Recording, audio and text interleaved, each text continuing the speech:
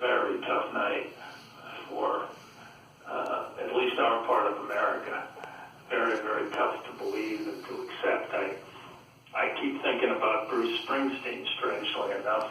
The first time we saw him was the last few hours of the campaign, and I think that's a reflection of how little the Clinton campaign thought about white working class voters. And, it was, I saw a Springsteen interview maybe 2 months ago, and somebody asked him, well, why haven't you been out on the stump like you were for Obama? And he said, nobody asked, And if you've got a messenger like that, they never went to Wisconsin in the whole campaign, and they may lose the election in Wisconsin. We actually played a clip of Bruce Springsteen being interviewed in Britain about Donald Trump. Yeah. I'm just using him as kind of an embodiment of how Democrats can appeal to white working class voters. This is a tragic failure, even if she pulls it out. It's a tragic failure of the labor movement to the degree in which it has been. We're seeing remarkably, I think, in county after county, just take Scranton as an example, or sections of the country after sections of the country, where white working class voters were willing to vote for Barack, and are now voting for Trump. This breaking news, Wayne, Donald Trump has just won the key battleground state of Georgia. But keep going. Yeah, I don't know why they didn't call that hours ago, or it seemed to be quite clear from when the tallies were coming in. But it's when you look in the Rust Belt and you look in states that should have some white working class voters for the Democratic candidate, I don't know whether labor has any kind of an election day operation anymore. I don't know whether or not they prepare for election day and get to their members. Some of the exit polls have indicated in some of these states that half of labor members of labor unions, excuse me, are voting for Trump. So, this is what is really shocking. It's certainly something that I didn't anticipate. You watch the guys on television who have done so much to make this possible, and you realize that the people who believe the polls more than anyone else are the people on television who talk about them endlessly. So I think they thought, well, we'll give Donald a break here, we'll give Donald a break there, and we'll keep that part of our audience that likes him. But they thought, we'll still coast to victory here, because I do think most of the people who are on these shows, and Donald is absolutely right about that, couldn't imagine him as a president.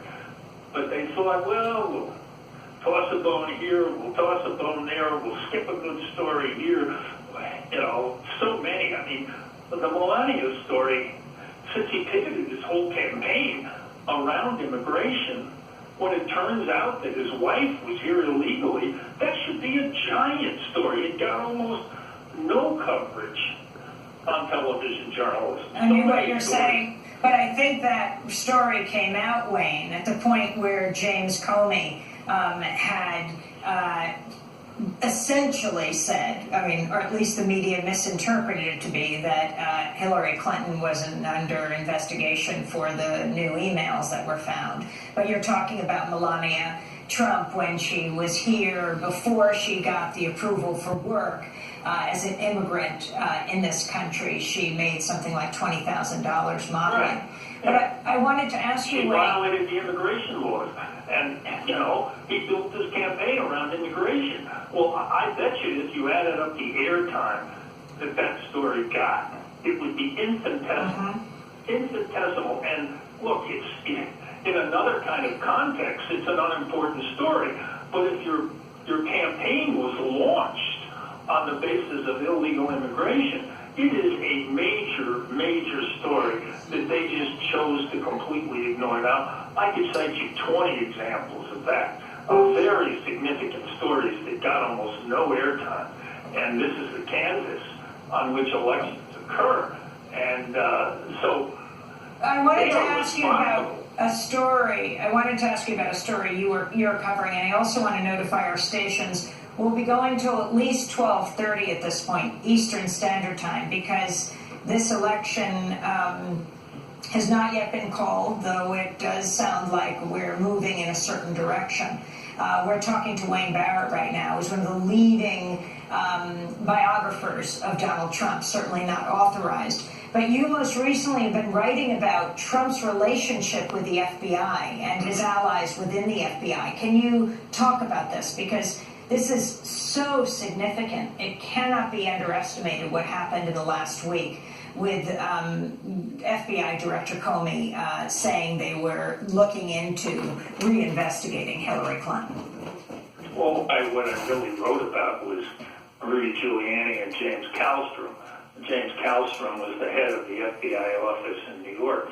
And I also wrote about Louis Freeh, who used to be the FBI director, but played a more subdued role in this, stirring up and, by their own accounts, freely talking on Fox about how they were talking, Rudy said, with active agents.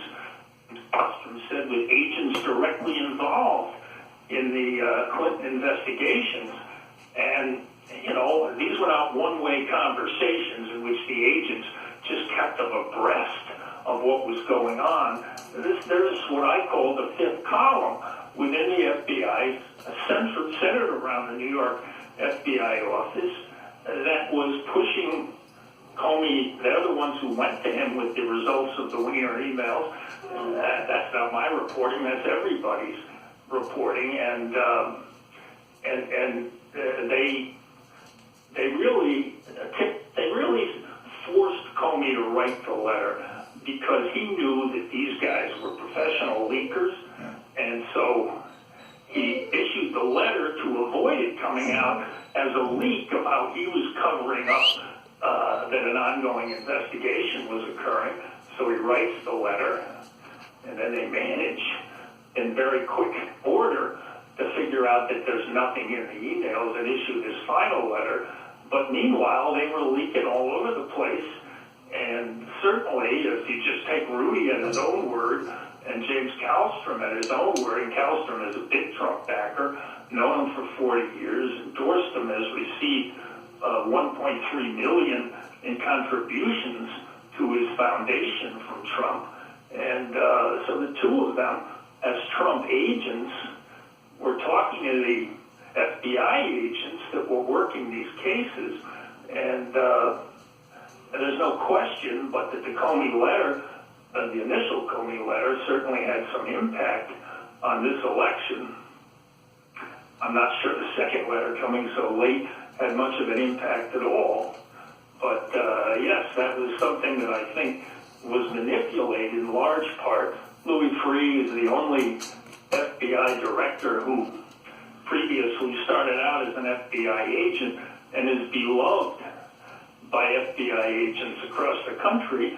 And he was, in the last year, they have an annual event for the FBI office in New York, and he was their guest speaker, and all he did was run the Clintons in the ground in his speech.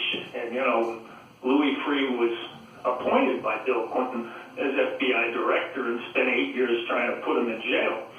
So there's a jihad going on there with these guys, and it turns out that, in my last story, that Rudy Giuliani has been getting money from the Mercer Super PAC, $563,000 his law firm has received from the Mercer Super PAC, which is the most anti-Clinton Super PAC.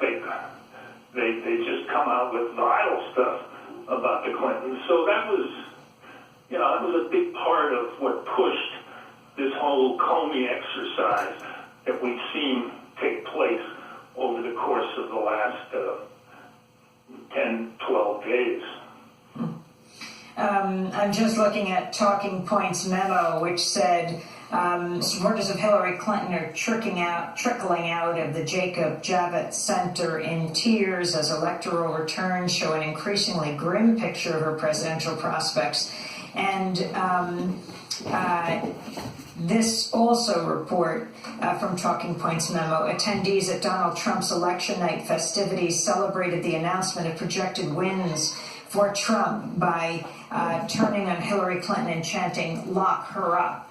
Of course, that's what they were chanting at the Republican National Convention and at so many of the rallies. And it's what Donald Trump has promised. He said he would seek prison for Hillary Clinton, Wayne Barrett.